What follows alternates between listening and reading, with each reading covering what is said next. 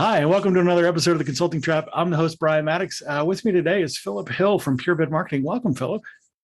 Thank you. Thanks for having me today. Oh, happy to have you. So if you could tell the crew here that's listening a little bit more about kind of where you came from, what you're up to, that'll give us a little bit of context for us to continue.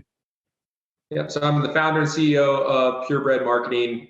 We focus on helping direct-to-consumer brands grow through their most profitable revenue channels, which tend to be SEO, affiliate marketing, and email and SMS. I have a very atypical background and I guess just kind of an entrepreneurial journey. But this is where all of that's kind of taken me in what we're doing now and what our main core focus is. You work with direct consumer brands, DTC, right? That's a space where the marketing gets a little bit different. Can you tell us a little bit about how that's different than, let's say, something like B2B? Yeah, I mean, I would say D2C versus B2B, the biggest difference is there's no true sales process. The marketing is your sales process in direct consumer. Nobody, like potential customers aren't talking to a sales rep. Most of the time they're not getting even any like customer service that answers questions along the way. And so it's really understanding that entire customer journey from how do they find you, but just finding you isn't enough. It's how do you inform them? How do you educate them? How do you get some emotional responses followed by rationale that helps make purchasing decisions all while on your website. And so it's really encompassing that entire consumer journey that is ever evolving and ever changing. Where the B2B space, it's definitely not simple, but there's more, it's broken up into more specific steps. So it's how do we get in front of this customer? How do we engage them? Really, how do we create a conversation? And once you get the conversation, then your sales process should take them, through the rest of that journey to get them to buy, where we don't have that opportunity. We don't get to build rapport and we don't have, I can sit here and on a sales call, ask people, personal questions and ask them about their kids and their pets and their background and, sports teams they like and all that. There is none of that. It's get to the point, tell us what you have, why should we buy it, make an offer and get them to purchase. So it's fairly complicated for a lot of different reasons, but that's, from like a very high level, that's what really complicates things is we have to take this entire journey digitally and understand not just where have they been, like where they are now, but where have they been? So where are they in the education process? How much do they know about your products? Do you need to build trust or do you need to build awareness around features and things more? And so understanding how, that whole journey to get them down to the different touch points aren't just touch points with the brand. It's where are they in that journey to understand what type of touch points they need to help them pull the trigger. It's funny too of you asking the difference here. So I always say if I were to go back to start an agency, like I'm an accidental agency owner off having e-commerce stores in the past. And so this is what made sense of like building out. I knew what I was doing from a direct consumer standpoint for our own brands and, the team we had around that. Let's just offer that to other people because we kept having people reaching out like, what in the world are you doing and how are you having success with those brands and the marketing channels? If I were just to plan to build an agency, I would build a B2B agency if I were to start over again. Because what we do is vastly different, as we're talking about here, than the whole D2C or then B2B marketing, B2B sales. Like, so if you just do like what we do for ourselves, it doesn't really relate very closely to all the expertise we have of what we do for our clients. So we have to really have both areas of expertise dialed in, where B2B agencies, it's like, hey, what we do really well for our clients and where we have all this expertise is how we're going to grow as well. So it's pretty funny in retrospect. So, but it's interesting because I think the work from the direct consumer marketing conversation can certainly inform the B2B conversation. As you talk about moving to things like productized service, where you try and reduce the relationship development sort of cycle time and the costs involved in the B2B sales cycle. I think there's some insights again from that direct consumer space that can be brought in, but you raised some interesting things that I think any business owner is going to struggle with, and that is how do you move somebody along the journey from mildly interested through to, I've put my credit card into the machine. That, what level of information and kind of that landscape and what that looks like, it indicated to me that, from your response, that there is some insight there that you have. So I want to get a little bit more drill down into that. So what are like the stages of customer awareness, and how do you know they move from one to the next? So that's a great question. To answer the second part of that question, how you know they move from one to next is you have to have pieces of your funnel that are triggered based on previous interaction. So you're triggering, they're only getting this if they saw this, if they watched X amount of this, if they landed on this page. But so when you really start at the top, and this is something we have to educate this whole journey, we have to educate our customers on, because they think like, we got in front of this many people and only this many people bought. I'm like, everybody only saw it one time. Like, what do you expect, to get from that? That's behavior in the world we live in today. And there's a stat that was always out there for marketing, a number. It was 7 touch points that you need with the brand. Somebody sees your product, sees your brand, they like what you have, they want to buy it, but they need another 6 touch points before they make a decision to buy. And now we're getting sold to so much with social platforms that there are ads in front of us all day, every day. That number of new data is showing it's like 12 or 13, which is a lot. But it's not just they see your logo over and over. They see a banner ad that takes them around. At first, it's brand awareness of your brand's just getting on their radar. They now see your brand. When they see it again, there may be some recognition. They know a little bit about what you have to offer, maybe the industry you're in and kind of roughly what your products are. From there, you want to get them interested in something specific. So it's get the awareness. Now let's get them in and see what they're interested in. So maybe you have, 5 different collections or 50 different collections. It's all different things. It's somebody, just because you sell shoes doesn't mean somebody needs shoes right now. They might be looking for sweatshirts, or it's just a big range, and you want to see what they're interested in to know what you need to put in front of them for those touch points. Because if we're selling sweatshirts and you get those 12 or 13 touch points of shoes, doesn't matter, right? So now let's see what that consumer behavior is to know what we want to trigger as follow-up responses there. And so from there, then it's okay. Now they've seen your product, what they're doing, those interactions that they're taking out of their own regard. So now I'm choosing to look at whatever this might be. Now we need more follow-ups. Now we show them the features. Now we can show, there may be things like affiliate marketing, like brand versus brand reviews, where they're considering you versus your competitor, that we want to show, why they should buy your product versus the others, and really what those value props are. And then once you move past that, like a lot of this process is building trust. So it's, what are your guarantees? What's your return policy? Testimonials, reviews, all of those things. It's building, that social proof and trust that gets people to the point of pulling the trigger. Because you can go online right now and you could find a million places that have products that you want, but you won't actually get that product because they're scams, right? And so all of that, along with, drop shipping from China, you think it's going to be here next week, it gets here 2 months from now, and it's just a piece of crap of whatever you ordered. It's just doesn't meet expectations. And so a lot of the consumer journey that's gotten longer, it's really easy to shop as a consumer now, right? You have it just at your fingertips, anything that you want. But there's also, like, people understand marketing is it's what drives sales initially. Now, people build, to get repeat purchases and increase that lifetime value, like, you have to have good operations. You have to have a great product first and foremost, but you have to have good operations where they get their product on time, good fulfillment, shipping, all that nailed down, customer service nailed down. But to get those first purchases, like in a lot of these drop shippers, they just rotate through their products. So you get all these first time purchases, everybody gets in, it's like, this isn't what I expected. By that time, they've already moved on to, 3 other products that are completely different. And so if you're building a real brand, you have to make sure that you check the box of all of these things we're talking about, of so basically taking you through a sequence. This is like very simplistic of how we approach a website and a web page to get them to buy. And this is similar to the consumer journey that we do offsite as well. So when they land on your page, you want them to know exactly what you have to offer them so they know they're in the right place.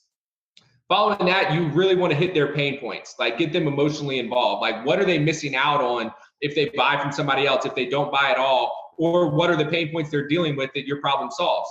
Following that, you want to tell them like, great, we have a solution for you. We're going to show you exactly what our solution is that solves those problems for you. And then from there, we're moving into more features, value props. And then from there, it's just social proof. So you're moving them through. They know what you offer. They know what they're missing out on, gets them emotionally, emotional response there. Then you give them, your value props that they can help make a rational decision that this is a solution that can solve those problems. Give them some social proof so they know they can trust you. And that's kind of pushed you through, all of those things that you need to hit. Now, there are a lot of other touch points that you'll need to get following that first time there, but they all kind of follow that same process, even offsite. Sorry, I'm kind of just processing because it's a lot.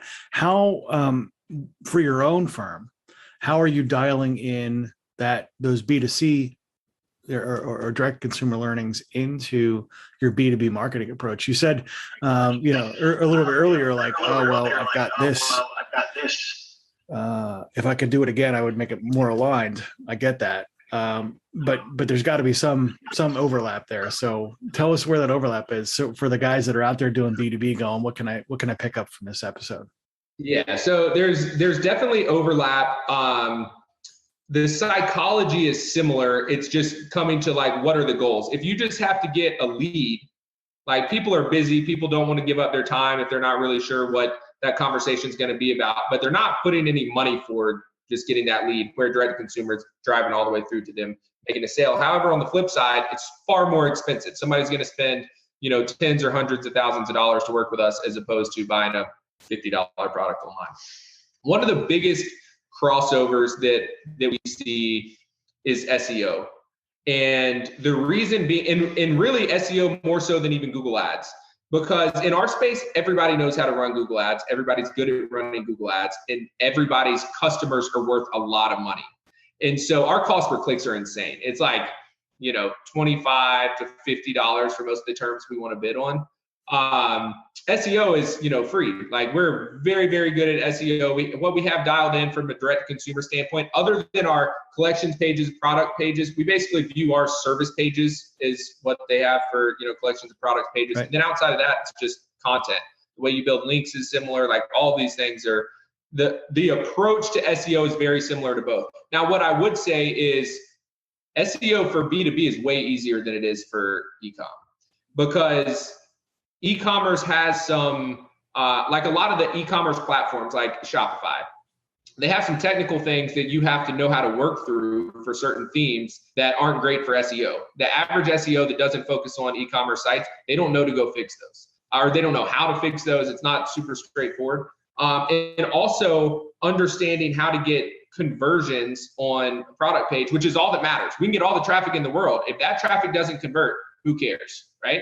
So if we get people to a product page, how do you know, like, you have to know what best practices are to get people to convert while still getting traffic to that page from SEO. So how do you do your titles? How do you set those up for your product titles? If you have product titles that have nothing to do with like descriptors of that product, you have to know some roundabout ways to be able to have your H1s and your title tags and all of these things that tell Google what your page is about without it including that title. And there's a lot of other things that go into that. However, where we see the similarities it's the intent behind search. So when somebody types in digital marketing agency in Atlanta, we're on the first page of Google.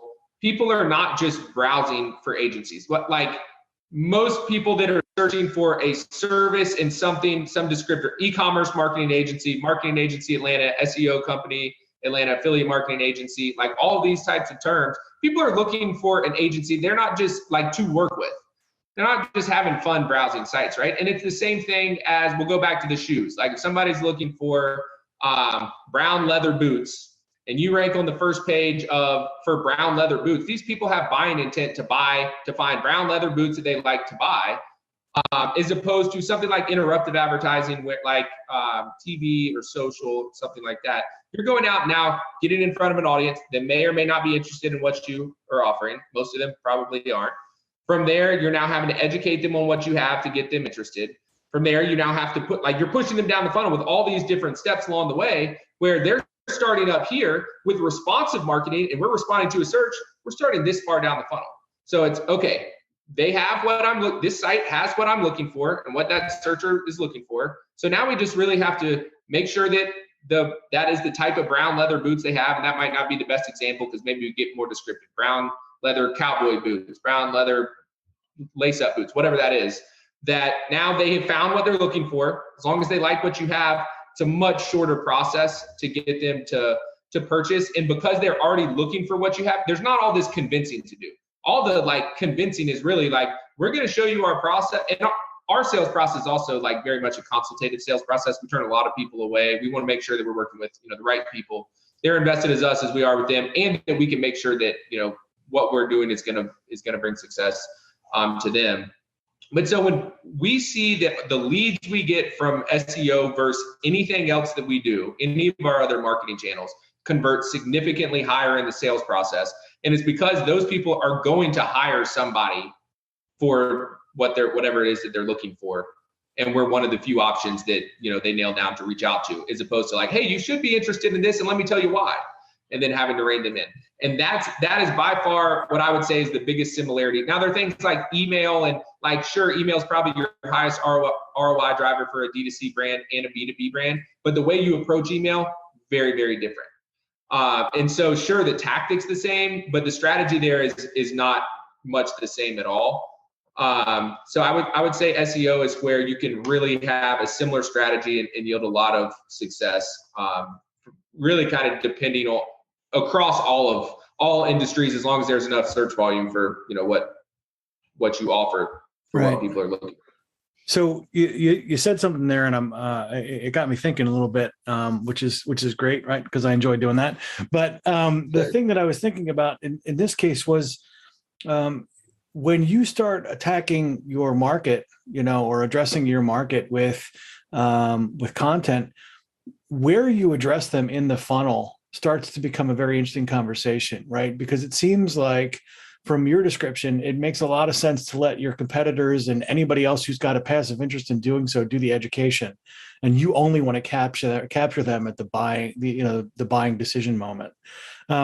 Is there merit in sort of growing your own? The folks that come even earlier in the conversations, they're not looking for marketing companies in Atlanta. They're looking for, how do I grow my small business instead? Like, those conversations are different. Does that make sense for most businesses, or is it better just to go straight for when they're ready to buy? Yeah, so it absolutely makes sense. And that's a part of all of our SEO strategies. So we break it down into kind of two components. So one is going to be your money pages. So for direct consumer brands, that's going to be your homepage, your collections, category pages, Shopify calls them collections, and your products pages. Where for B2B businesses, it would be like homepage and service pages. There may be some things past that, like if you have any sort of resources and tools and things like that as well. But those are going to convert really, really well. But if you only focus on those pages, you can only get so many rankings that yield so much traffic. And the reason for that is Google wants to see that every page you have is about a very specific topic.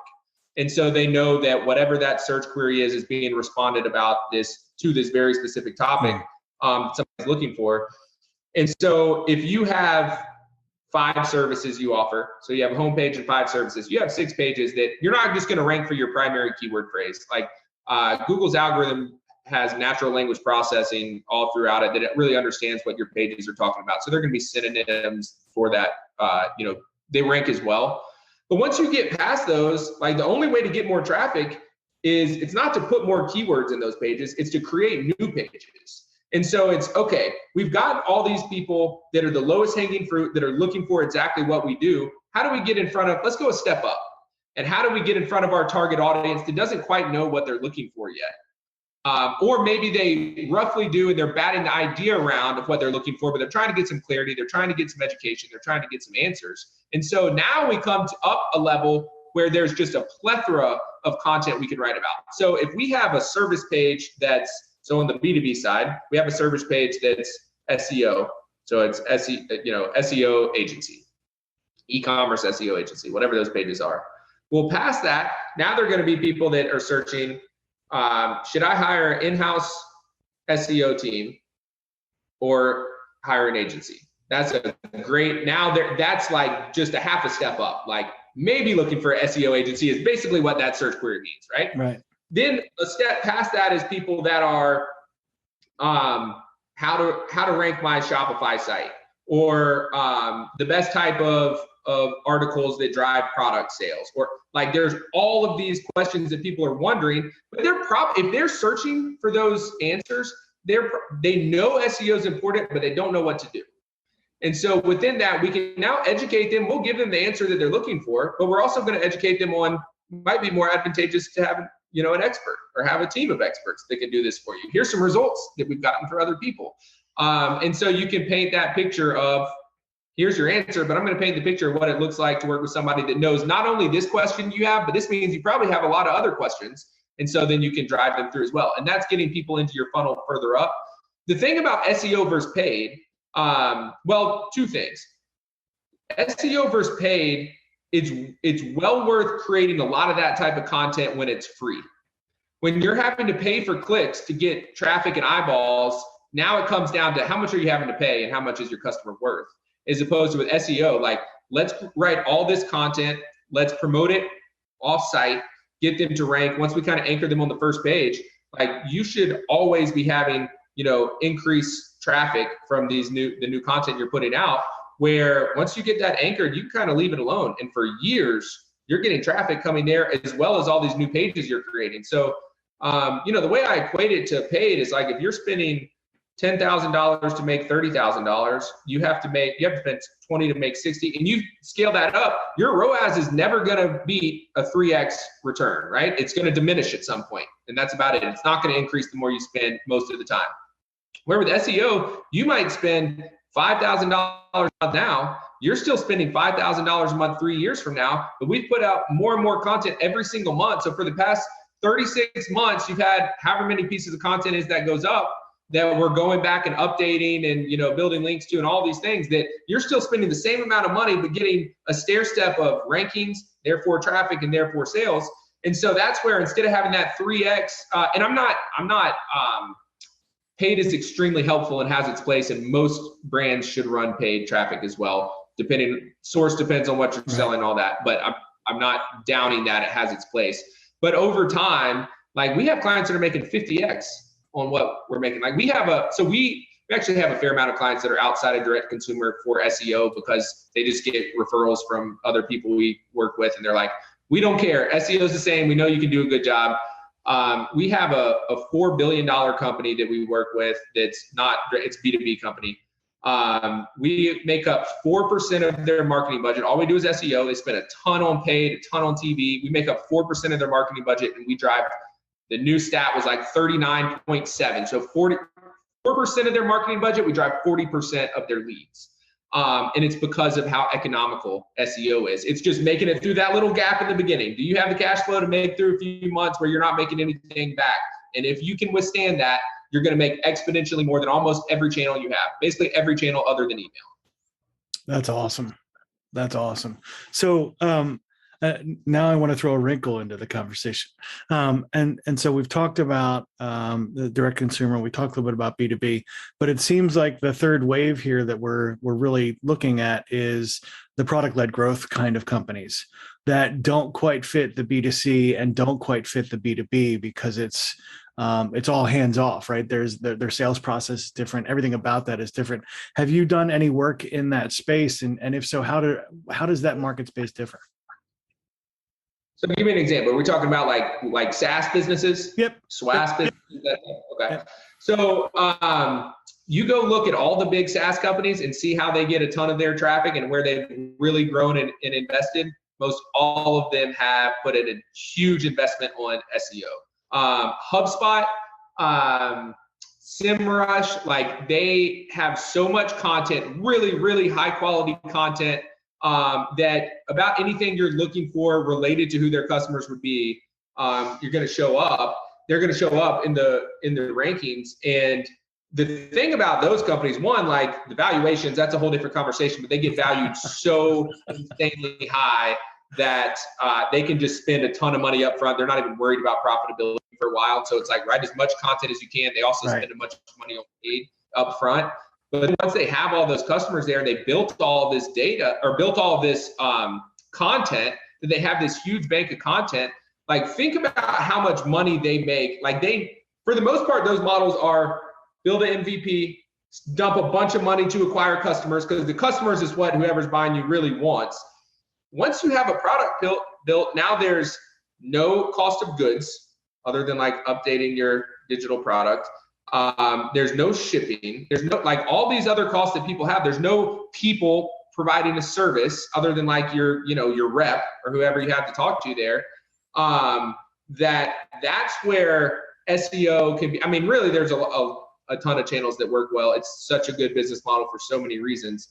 But that having people where we're talking about being up here as opposed to on your money pages, that's where most of that focus is, because a lot of this technology, people don't really, it's either innovative and people don't know it exists, or like the whole type of technology exists. And so people are looking to answers that your product or software has a solution for.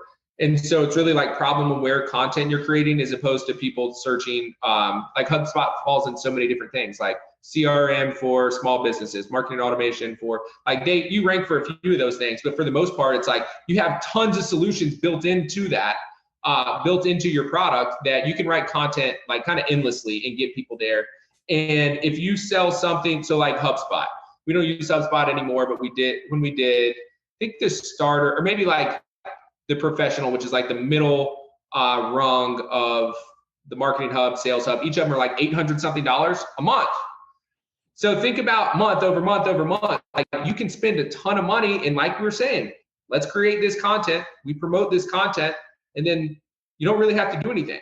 And so when you're expecting we're going to raise all this VC or all this capital, however we're raising it, going to go in the hole and come out. When you come out, you already have all of this content that ranks on the first page, that gets traffic every single day, because that's like evergreen type of traffic that you're going to get, where day over day it's going to be similar. Then it's really easy to forecast. It's really easy to run your financial models off of your sales, like forecasting for sales and what else do you need to fill their leads. Your pipeline stays relatively full from this because it's all pretty evergreen and consistent. Then those companies can make an absolute fortune from their SEO efforts. That's awesome. And so, just to clarify, when you're talking SEO, one more thing to that, actually. Yeah, so think about if you sell a $50 product or a $100 product that you can be pretty profitable on, but say it's a monitor, right? A computer monitor that's $150, that maybe you're going to sell them with your retention marketing another time or two. You increase that to a few $100, call it, for lifetime value of the customer. I'm spending the same amount of money on creating an article for them that's going to indirectly, it's going to be whatever problem aware sort of content that needs to be created for that, push them through to make a few $100. Where for that SaaS company, they spend the same amount of money and resources on that article. It's now going to drive them something that the lifetime value is going to be thousands or tens of thousands or hundreds of thousands of dollars. And so when you think about that, that's where it's like, okay, we can make huge ROI for, selling lower priced consumer products. Now think about when you get into somebody selling, really higher end items, those high ticket items, like it's a whole nother ball game from a return standpoint. So it sounds like I've talked you out of running a marketing company that does direct to consumer. It still is extremely effective there, but there's just a lot of, so most of our other services are specifically focused to D2C, where what we do from an SEO standpoint, it's really the average SEO cannot perform as well as we do on an e-commerce specific site. They might think they can, but they don't know all the intricacies. And we see it time and time again when we get clients working with other generalist SEO agencies. It's not the same on the flip side. If we go work with a company we have a staffing company, a SaaS company, all of these things, like it's pretty easy. It's way more straightforward. So it's pretty easy for us. So I have a last question, and we're running long here, and I apologize to our listeners, but this is pretty valuable stuff. So I want to make sure that I get this last question out. You keep using the word SEO, but I keep hearing content generation. What's the difference? So content is just a portion of your SEO strategy, right? So there's basically 3 buckets for SEO. You have your own page, so that's going to be relevance. What are the search engines seeing that this page is about and the keywords that should be ranked as a result of that? The next is technical SEO. So technical SEO is how easy is it for search engines to index and crawl your website? Is it technically friendly? Is it basically is the back end clean and easy for search engines to index and crawl? And that it's like a healthy site that they're comfortable sending users to. And then the last is offsite SEO. So offsite SEO, for the most part, there's more to it than this, but from a high level, it's backlinks coming to your site, and they basically view links as reviews. So like if there are a lot of trusted, high authoritative sites that are building links and in turn driving traffic to your site, it's showing, okay, this site should be trusted, and they're clearly an authority in their space that other people want to drive traffic to that site. And so that in turn helps build your trust with them to increase that. Now, you can have the best technical SEO in the world and the best offsite SEO in the world, but if your on-page sucks, you're not going to rank well. And if your on-page is good for your main site that you have, you're going to rank well for those terms, and then you're at a cap and you run out. So unless you're creating consistent content, if you just completely leave out on-page SEO as part of the strategy and make sure you have a clean site and are building links, like there's no keywords to really be pushed up on Google, right? Google doesn't know what to rank. So they're like, okay, they get all these people sending links here, but like, we don't really know what this page is about because it seems all over the place. But even if that is good and dialed in, okay, we rank on the first page for, our core site, our core pages on our site. How do we get more rankings? Content is the only answer to that.